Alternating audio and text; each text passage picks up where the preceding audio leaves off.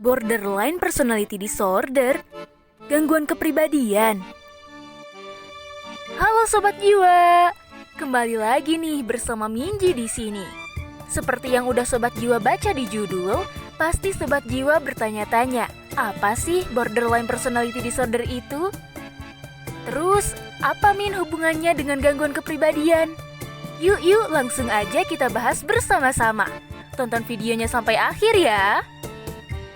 Jadi, borderline personality disorder tuh apa, Minji? Borderline personality disorder atau disingkat dengan BPD merupakan gangguan kepribadian emosional tak stabil tipe ambang yang masuk dalam gangguan kejiwaan kompleks dan serius. Kondisi ini terjadi karena ketidakmampuan individu untuk mengelola emosinya secara efektif, sehingga mempengaruhi cara berpikir mengenai dirinya sendiri dan orang lain. Bagaimana kita bisa tahu seseorang mengalami borderline personality disorder? Kita bisa lihat melalui beberapa gejala berikut ini. Gejala yang pertama yaitu mengalami perubahan suasana hati secara intens. Seseorang yang mengalami borderline personality disorder bisa memiliki emosi yang muncul secara irasional seperti marah, ketakutan, kebencian, kecemasan, serta sedih yang tidak bisa dikendalikan. Bahkan bisa sampai menyerang orang lain dan sulit untuk menenangkan dirinya sendiri. Gejala yang kedua yaitu perilaku impulsif dan berbahaya. Penderita borderline personality disorder kerap melakukan perilaku berbahaya. Contohnya mengendarai secara brutal dan ugal-ugalan, dikit-dikit berantem, penyalahgunaan zat, serta melakukan aktivitas seksual yang tidak aman. Perilaku tersebut bisa sulit atau tidak bisa terkendali. Dan gejala yang ketiga yaitu sulit mempertahankan hubungan. Orang yang mengalami borderline personality disorder biasanya sulit untuk mempertahankan hubungan persahabatan, pernikahan, serta hubungan dengan anggota keluarga karena sering kali kacau dan tidak stabil. Gejala yang keempat yaitu perasaan takut ditinggalkan. Penderita borderline personality disorder tidak nyaman dengan kesendirian dan takut dengan penolakan hingga ditinggalkan orang lain. Pada kasus yang serius, mereka bisa melacak keberadaan orang yang mereka cintai atau mencegah orang tersebut pergi. Gejala yang kelima yaitu depresi. Banyak orang dengan BPD sering merasa sedih, bosan, tidak terpenuhi atau kosong, perasaan tidak berharga dan membenci diri sendiri juga umum terjadi. Beda dengan depresi pada umumnya, pada penderita ini perubahan suasana hati akan sangat signifikan karena bisa berubah setiap saat. Perasaan mereka cenderung akan bertahan selama beberapa jam saja. Gejala yang terakhir yaitu paranoia. Orang dengan gangguan ini sering merasa khawatir terhadap pemikiran orang lain pada dirinya. Mereka takut bahwa orang lain tidak menyukai dirinya atau tidak ingin bersama dengan dirinya.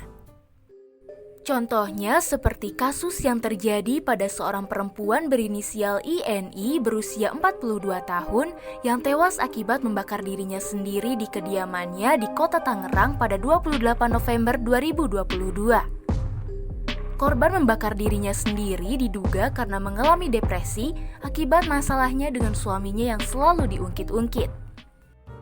Terus, apa sih Minji faktor penyebab orang bisa mengalami borderline personality disorder? Jawabannya banyak sekali faktor penyebabnya. Gangguan ini bisa terjadi karena banyak hal, misalnya seperti pelecehan dan trauma. Bisa jadi karena pernah mendapatkan bullying fisik, orang tersebut menjadi trauma hingga selalu berpikir negatif tentang dirinya sendiri. Kemudian, perubahan otak. Bagian otak yang mengontrol emosi dan perilaku tidak tersinkronisasi secara baik sehingga memengaruhi cara kerja otak. Kemudian yang terakhir yaitu genetik. Gangguan kepribadian ini dapat diturunkan pada keluarga.